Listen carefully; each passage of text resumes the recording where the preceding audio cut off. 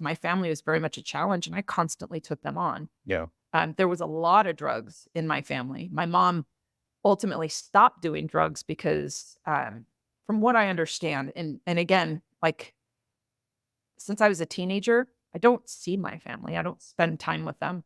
The only one I see is my sister, and that Mhm. was very much later in life. That was well into my 30s when we started spending time together, and that's when her life changed. She had kids, and they were way more important to her than drugs and the lifestyle that she was living. Mm. So that helped us kind of bond. And I think she's got a deep hatred for my mom that I don't have. I kind of have an admiration. She had 5 kids. I'm the smallest, so that tells you a lot. And she did it anyway. Yeah, she was heavily into drugs when I was younger, but got really sick and then stopped smoking, stopped doing a lot of things and never gave us up. She never gave any of her children up.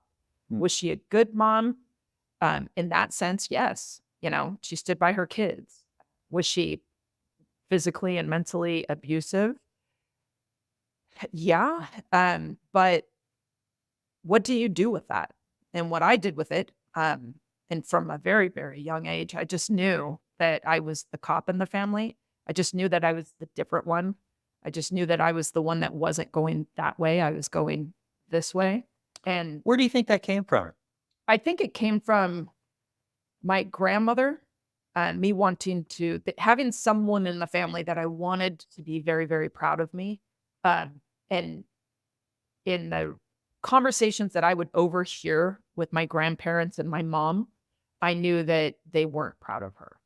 They loved her. She was one of 2 of their children, but they weren't happy with how things were going. My grandfather had been in the Air Force during the World War, and I very much admired him.